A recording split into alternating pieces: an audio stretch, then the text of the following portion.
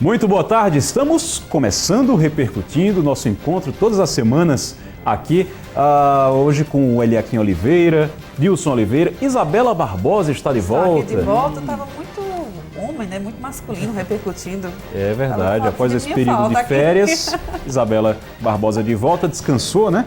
E estamos recebendo aqui o delegado Lessa, que foi candidato a prefeito nas últimas eleições aqui em Caruaru, hoje assumiu, inclusive, nos últimos dias, a presidência do PR e também um cargo na Secretaria de Defesa Social, na SDS, cargo de assessoria do chefe de polícia, da chefia de polícia. Seja muito bem-vindo. Muito obrigado a todos aí por nos receber tão bem. Eu quero começar perguntando, já, delegado, o resultado das eleições foi surpreendente, acho que foi uma surpresa em cima da outra. Primeiro era surpreendente porque o senhor estava na frente e prestes a passar ali para o segundo turno. Depois, foi surpreendente porque isso não aconteceu, mas também houve a surpresa da quantidade de votos. Foram mais de 41 mil votos. Então, muito se falou para o segundo turno, mas ele não vai apoiar ninguém. Hoje, terminada a eleição, Raquel Lira foi eleita prefeita. A maior parte dos seus votos foi para Raquel Lira e as pesquisas indicavam quase 70% dos seus votos do primeiro turno para Raquel Lira no segundo. Mesmo assim, o senhor ainda mantém isso de não ter apoiado, se arrepende de não ter apoiado ninguém, não?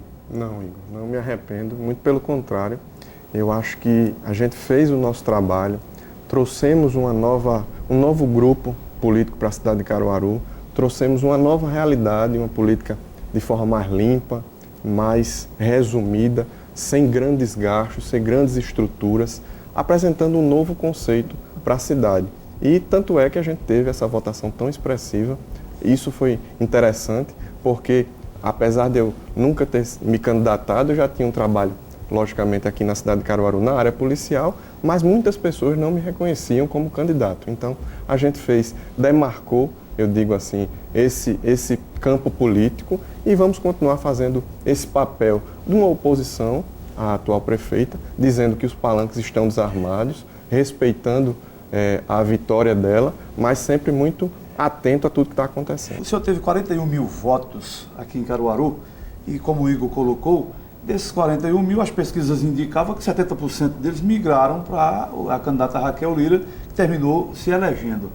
Até onde o senhor acredita que esses 41 mil eleitores que saíram de casa para votar e votaram no senhor, queriam realmente que o senhor chegasse lá, ou que isso era um voto de protesto, um voto de querer mudar realmente aquilo ali?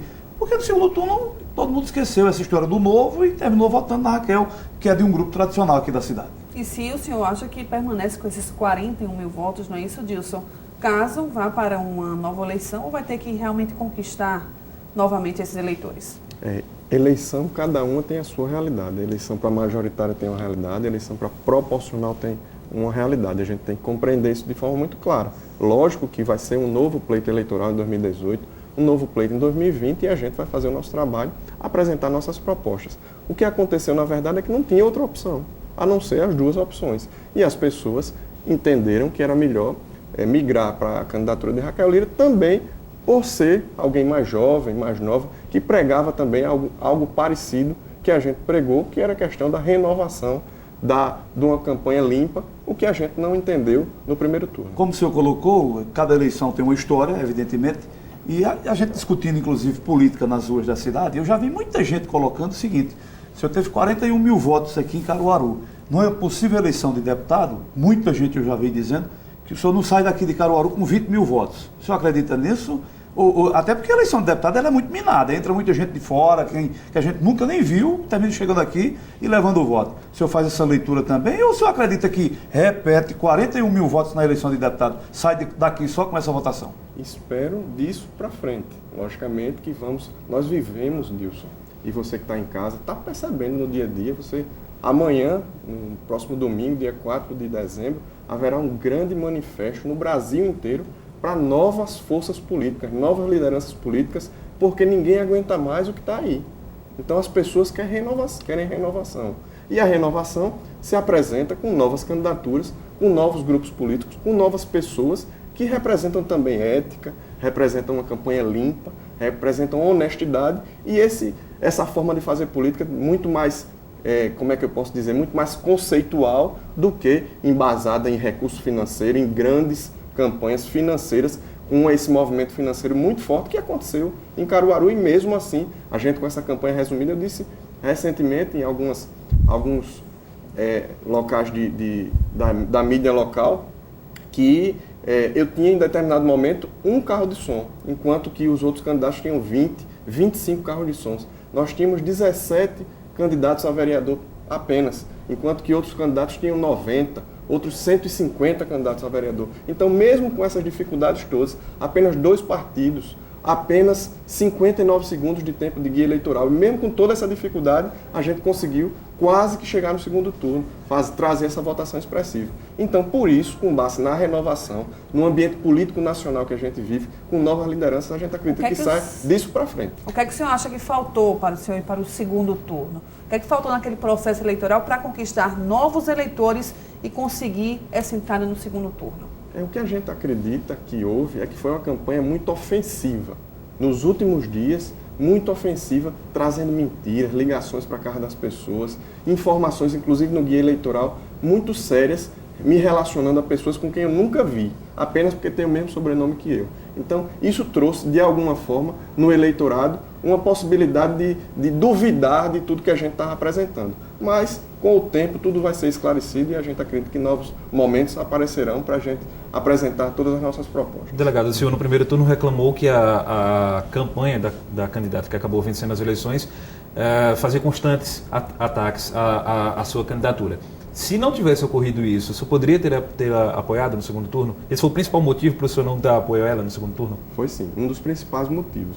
Porque, logicamente, que a gente tem que compreender os campos políticos, a forma de fazer política. E a forma que ela fez política foi muito ofensiva, muitas vezes até leviana. Eu já disse, como disse agora... Então o senhor se decepcionou com Raquel no primeiro turno? Me decepcionei bastante com o grupo político que ela representa, porque ela fez uma campanha do vale tudo. Valia tudo para chegar. Será que vale tudo para chegar ao poder? E na hora que assumiu o poder, vale tudo de novo? Eu disse isso várias vezes e vou repetir, sem medo de errar, de forma muito contextualizada, equilibrada, serena, mas é preciso ser dito para a população entender. Eu digo e repito, os palanques já estão desarmados, a gente precisa entender. Eu quero que ela faça agora um bom governo, que ela não faça do jeito que ela fez na campanha, com leviandades, com ofensas desnecessárias. É preciso pensar na Caruaru do futuro. Delegado, o senhor tomou alguma providência? Já que o senhor fala tanto desde a campanha, que o senhor fala que ela foi leviana, que usou de golpes baixos para tudo pelo poder, como o senhor acabou de colocar. Mas o senhor tomou alguma providência? O senhor denunciou a polícia, a justiça e não dá em nada também isso? Tanto acionei a justiça que nós conseguimos o direito de resposta. Lá no domingo anterior ao primeiro turno, foi exposto no horário nobre da televisão à noite, no domingo à noite, dizendo que eu tinha estimulado a violência para aparecer de justiceiro. Inclusive, sem assinatura, sem dizer de quem era a coligação que estava apresentando aquilo para as televisões. Nós acionamos a justiça e foi acionado sim a Polícia Federal e está tramitando na Polícia Federal. E aí os colegas policiais federais e a justiça devem fazer o seu trabalho. Passada a eleição, o senhor teria feito uma campanha diferente da que foi feita no primeiro turno? Não, a gente tem toda a tranquilidade de dizer que fizemos uma campanha baseada em propostas, baseada num novo conceito, numa nova forma de fazer política. Logicamente, eu queria muito mais tempo de guia eleitoral, a gente precisava ter uma consolidação maior no guia eleitoral, precisava ter mais candidatos a vereadores para ter uma capilaridade maior nessas nossas propostas. Isso eu queria sim. Entretanto, a forma de fazer política de forma honesta, verdadeira, tratando as pessoas com olho no olho e os candidatos frente a frente, sem subterfúgios ou ofensas desnecessárias, eu não faria. O senhor falou que vai fazer oposição à prefeita Raquel Lira. Claro, torcendo para que o governo dê certo, que dê tudo certo. O senhor disse que vai ser oposição. Como é que o senhor pretende fazer isso? O senhor está trabalhando, vai continuar seu trabalho na Secretaria de Defesa Social, mas como é que o senhor pretende fazer isso? Através de algum grupo? O PR não elegeu nenhum vereador, então é através de algum grupo? Como é que seria isso? Discutindo os temas da cidade. Discutindo aqui, no Repercutindo, discutindo em todos os ambientes onde a gente tiver a oportunidade de discutir os temas da cidade, elogiando quando for possível elogiar e criticando de forma incisiva quando necessário criticar. De forma muito clara, o nosso grupo, eu agora, como você disse no início, assumi a presidência do PR municipal, tem um grupo se fortalecendo, uma estrutura de partidos, o PSC, que marchou conosco, a gente dialoga muito bem também com o pessoal da rede, então a gente quer, junto a esse grupo, apresentar nossas ideias. Me diga uma coisa, o senhor teve 41 mil votos aqui na cidade, e com uma votação dessa, que foi uma votação fantástica para quem era candidato pela primeira vez, coisa que eu dizia aqui direto que não acreditava que sua candidatura ia para frente. Eu sempre falava isso aqui, que achava que lá na frente alguém iria lhe dar uma rasteira, feito deram a Raquel, na própria prefeita eleita, quando ela estava no PSB. 41 mil votos, delegado, mas não conseguiu fazer nenhum vereador. O que foi que houve? Eram os candidatos que não tinham muita expressão? O senhor repetia, numa nova campanha, essa mesma estratégia de não ter, por exemplo, políticos profissionais ao seu lado para mostrar para o povo que era realmente o novo, que poderia surgir como uma coisa diferente? Dilson, todos os nossos candidatos nunca tinham sido candidatos em outro momento. Na verdade, apenas uma pessoa tinha se candidatado, mas não na cidade de Caruaru. Logicamente que eu queria ter muito mais candidatos a vereadores, mas a gente precisa ter um grupo coeso, que caminhe de uma forma transparente. Eu não critico velhos políticos, políticos de idade mais avançada, ou políticos que já têm uma história na cidade de Caruaru e região, mas que possam fazer um trabalho sempre baseado e pautado na honestidade e na ética. Se as pessoas, como eu disse no primeiro turno, se eu avançar para o segundo turno, me perguntaram, se você avançar para o segundo turno, você vai aceitar apoio dos demais, desde que acompanhe os nossos valores e princípios? Sim. Então a gente quer sim juntar um grupo maior. Em outras campanhas eu queria ter a intenção de ter mais pessoas no grupo. Como é que está a sua relação com Douglas Sintra? Porque ficou toda aquela situação. Douglas Sintra apoia junto com o PTB. O PTB sai, Douglas Sintra está apoiando, não está apoiando? Como é que está hoje? A gente teve o apoio do Douglas Sintra, ele acompanhou nossa candidatura, inclusive em debates, ele foi para debates de coordenadores de campanha. Foi tudo muito tranquilo. Hoje, nós continuamos dialogando os futuros da cidade de Caruaru sem nenhuma dificuldade, pensando a cidade de Caruaru, pensando para frente. Eu digo sempre que ele era um quadro, foi um quadro espetacular no Senado Federal, com tão pouco tempo, apresentou tantos projetos interessantes para Caruaru, região e para o estado de Pernambuco, e a gente quer continuar debatendo com ele, e assim tem feito. Essa parceria deve permanecer em uma possível candidatura para 2018 também. A gente precisa, logicamente, cada momento é uma conjuntura política e partidária. Os partidos, os movimentos partidários acontecem em cada momento eleitoral. Lógico que a gente continua debatendo e ele faz parte do nosso grupo, sim. Essa sua ligação com o Douglas Sintra terminou rendendo na campanha aquela história de que o senhor era o laranja do prefeito Zé Queiroz, pela ligação de Douglas com o próprio prefeito. Por que era que o senhor se irritava tanto quando tocavam nesse nome, que o senhor era laranja? Era o quê? Que o senhor se sentia naquele momento ofendido? Na verdade, eu não me irritava tanto. Quem me viu, me acompanhou nos debates, inclusive, percebeu o equilíbrio que a gente sempre teve. Mas o senhor não gostava? Porque não era.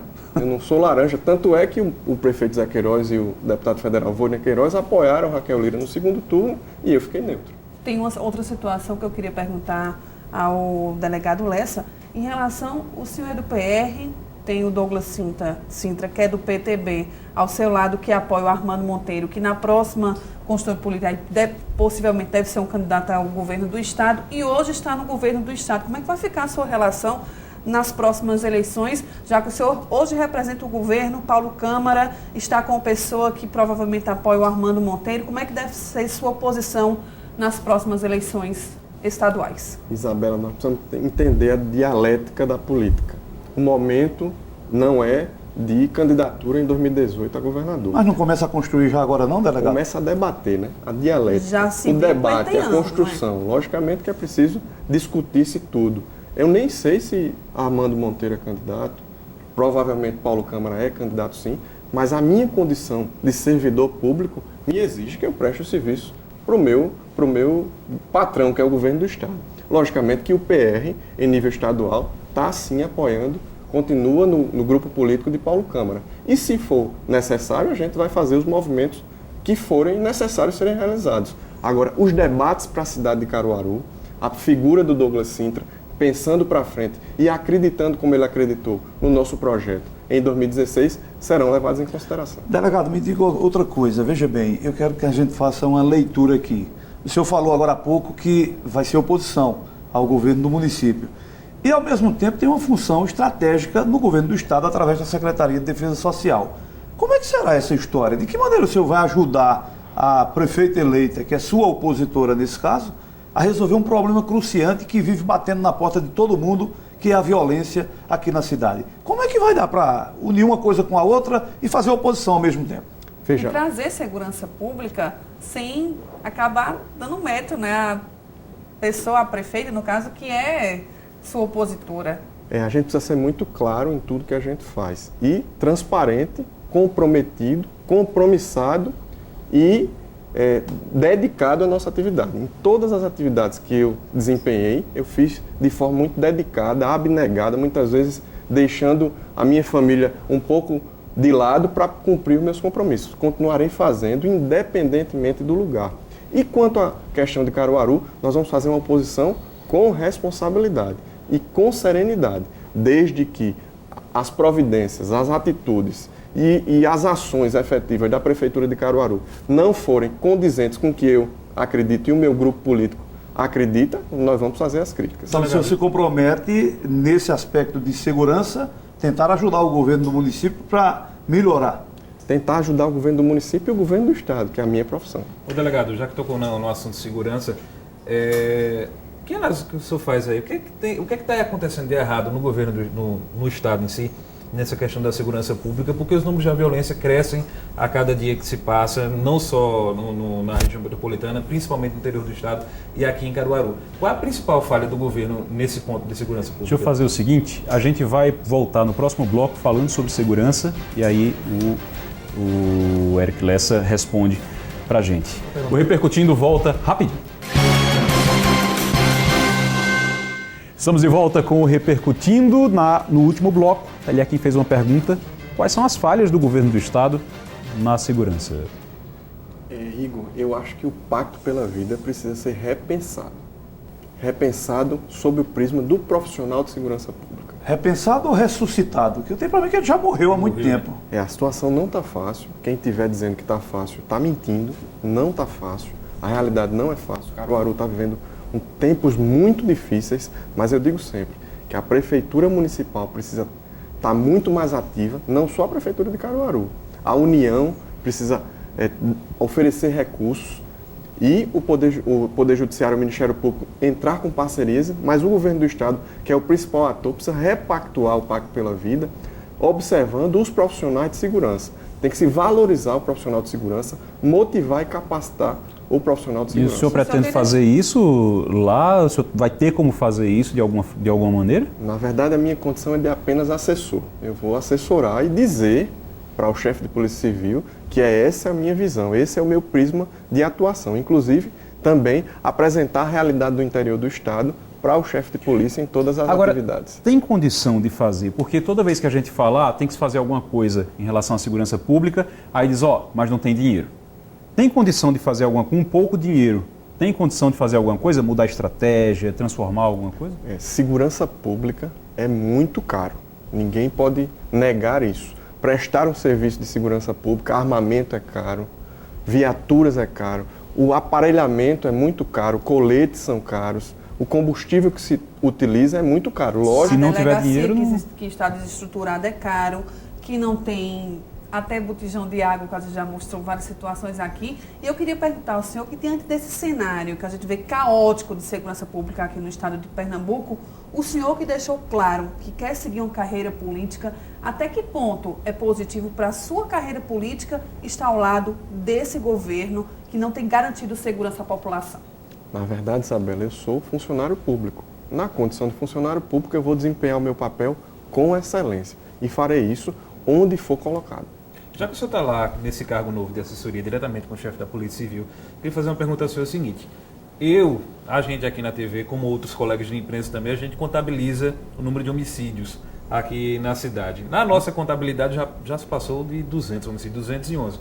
Só que a gente vai lá no site da SDS, que tem lá disponível para todo mundo conferir a quantidade de homicídios relacionados em cada cidade, dá uma disparidade muito grande.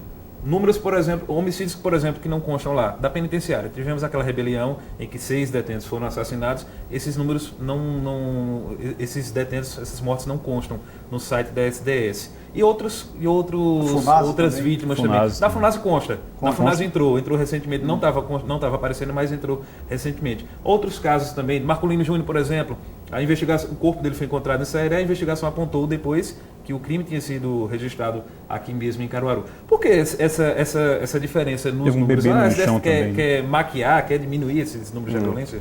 Um dos grandes avanços no Pacto pela Vida é que os números são claros. Agora eu queria lhe explicar. No Código Penal diz que se investiga um crime quando ele é consumado, o local onde ele é consumado. E a gente só consegue identificar a consumação, por exemplo, do caso Marcolino, lá onde ele foi encontrado. Em relação ao sistema... Não, mas foi consumado em Caruaru. O crime ocorreu na cidade de Caruaru, mas onde é que foi encontrado o corpo? É lá o principal local onde se inicia a investigação, porque é a partir dali que se pega as informações e continua, logicamente, na cidade de Caruaru, por conta do fato de ter acontecido aqui. Então, para a SDS, o crime aconteceu Em Sairé. Isso. Agora, em relação aos casos da penitenciária, elas não contam para a AIS 14, a Área Integrada de Segurança 14, mas conta para o Estado como um todo. Por quê? Porque o que é que os profissionais de segurança sempre diziam quando acontecia crimes dentro do sistema prisional? Se a gente não está lá dentro para proteger a população, quem faz esse trabalho são os agentes penitenciários, como é que a gente vai ser responsabilizado? Porque no final há uma responsabilização. O Pacto pela Vida é mais ou menos assim, Igor. A gente tem prazos, metas e responsáveis. O comandante do batalhão de Caruaru, o chefe da divisão de homicídios e a delegada regional de Caruaru respondem pela área. Então, como é que o Estado observa? Realmente vocês têm razão. A gente vai contar o homicídio que ocorreu dentro da penitenciária para o Estado, mas não especificamente para a IS-14. E na Funasa está contando? Pois é, Tem diferença? essa tem uma realidade da penitenciária. Em relação à Funasa, a gente precisa ver o que foi que efetivamente aconteceu. Com todo respeito à SDS, mas o que parece realmente é uma maquiagem. Porque é o seguinte, o que é que acontece? A gente teve um período de muita violência antes do Pacto pela Vida, diminuiu com o Pacto pela Vida, é verdade, ali no início. A gente teve um período muito complicado e acontecia isso também do mesmo jeito. Você dizia, olha, você matava, atirava aqui na frente e levava para o hospital. Se morresse no hospital, aí dizia, não foi homicídio. Aí não constava, a gente ia para a lista e não constava como homicídio. Era lesão corporal porque seguida diziam, de morte. era lesão corporal seguida de morte, porque isso morreu no hospital, então não foi homicídio. Sabe? E depois do Pacto pela Vida começou a diminuir, aí acabou isso. Sempre mostravam todos os números sem problema. Agora os números começaram a aumentar de novo, aí começou de novo essa seleção. Morreu aqui, não é homicídio, morreu lá, não é homicídio daqui. Deixa eu te esclarecer. O Pacto pela Vida analisa o Estado como um todo. Não só a cidade de Caruaru, a cidade de Recife, a cidade de Jaboatão, não só cidades específicas. Há contabilidade, sim, dos homicídios para o estado de Pernambuco. Então, não deixa de acontecer os 4.000 homicídios no estado de Pernambuco. Não, eu sei, mas se colocar daqui para Sairé, aí é melhor porque não aumenta tanto. Não aumenta em Caruaru, mas aumenta em Sairé. A lógica não é bem essa. Então, assim, o que se contabiliza para o estado como um todo, porque a responsabilidade direta é do sistema penitenciário. Eu digo e repito, não há nenhuma maquiagem nessa realidade e eu disse, inclusive, em período de campanha. O que há, sim, na minha visão em relação ao Pacto pela Vida, é que a gente precisa valorizar o profissional de segurança pública, que é quem sai de casa para prestar a segurança, proteger as pessoas que ele sequer conhece. Essa situação de segurança, delegado, na verdade a gente... Há muito tempo, inclusive o ano passado também tivemos um número já alarmante, absurdo, e que esse ano já conseguiu superar. Né? É uma coisa difícil de você colocar na cabeça da população. Essa história de Pacto pela Vida, que a gente já estava na hora de acabar com esse negócio de vez, o próprio governo acabar com esse negócio de Pacto pela Vida e criar uma outra coisa, uma outra nomenclatura, botar a cara do governador nessa história da segurança para ver se muda essa realidade. E a gente está cansado de discutir violência e sempre Pacto pela Vida e não vê resolução de nada. Porque até do ponto de vista de comunicação mesmo, eu acho que ficar mantendo a coisa do Pacto pela Vida, que tem uma imagem, a esse momento, terrível já. Porque a impressão que as pessoas têm é que não serve de nada mais. Então, até ficar mantendo isso, acho que até do ponto de vista de comunicação mesmo, para as pessoas entenderem, eu acho que é até uma falha do governo. Compreendo a sua visão, Igor, mas eu concordo em parte. O Pacto pela Vida se reúne toda quinta-feira todos os responsáveis da segurança pública, da Polícia Militar, da Polícia Civil e outros atores, Ministério Público, Poder Judiciário, Defensoria Pública, Sistema Penitenciário, todos os atores, toda quinta-feira, para reavaliar o que está acontecendo. Agora, a gente tem que dizer que não é só Pernambuco que está nesse quadro tão grave de violência. É uma realidade nacional. Nós vamos chegar, talvez, em 2016, com 60 mil mortos. É quase que uma guerra civil no Brasil como todo. Delegado, que se lá fora acontece, a gente vai permitir que aqui aconteça também. Não, muito pelo contrário. Só a gente tem que se espelhar em estados que não tem tanta violência assim. Seria bom. Eu concordo com você. É por isso da importância do Pacto pela Vida. Agora, quando o profissional de segurança pública não se sente motivado para prestar um bom serviço, ele acaba não prestando. Então está faltando o quê, delegado? Tá remotivação. Está faltando estrutura, está faltando o quê para conter essa quantidade de homicídios, principalmente aqui em Caruaru? Efetivo e motivação. Como é que se motiva o profissional? Valorizando, pagando melhor a ele. O profissional tem que receber mais para tudo que ele presta. Imagine que um policial civil receba líquido um valor que 2 salários mínimos.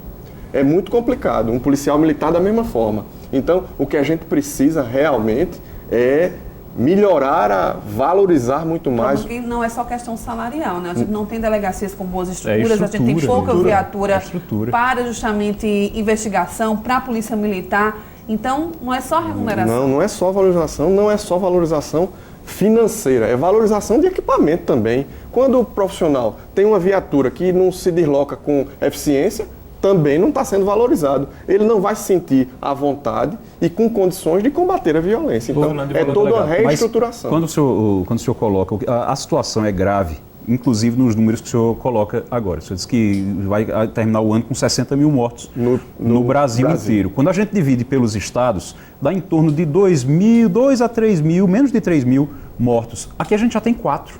Tem 4 mil. É bem acima da média do Brasil. E a população inferior a outros estados. E a população inferior a muitos outros estados. Então, o estado de Pernambuco, historicamente, sempre foi muito violento. Figurou em primeiro lugar em muitos anos, antes do Pacto pela Vida. Eu não estou aqui dizendo que o Pacto pela Vida está resolvendo os problemas, não. Muito pelo contrário.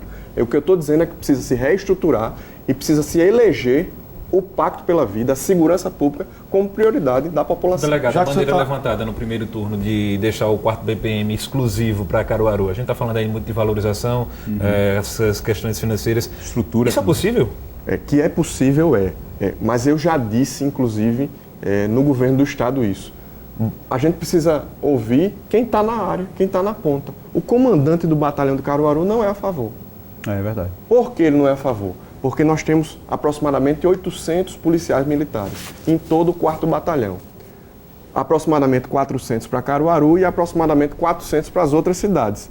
Quando a bronca está muito grande em Caruaru, o comandante consegue fazer essa mobilidade. E quando não tiver essa possível manobra, essa mobilidade, porque vai ser de outro batalhão, vai ser muito mais burocrático dele conseguir o apoio. Agora, aí o senhor é especialista em segurança e agora é um político também. Como é que fica a questão política de o governador ter prometido que ia fazer isso através de Tony Gel e agora Raquel Lira ganha e ele não faz Inclusive, isso? já tinha recebido o projeto. Eu nunca apresentei esse projeto como sendo um projeto ideal para Caruaru.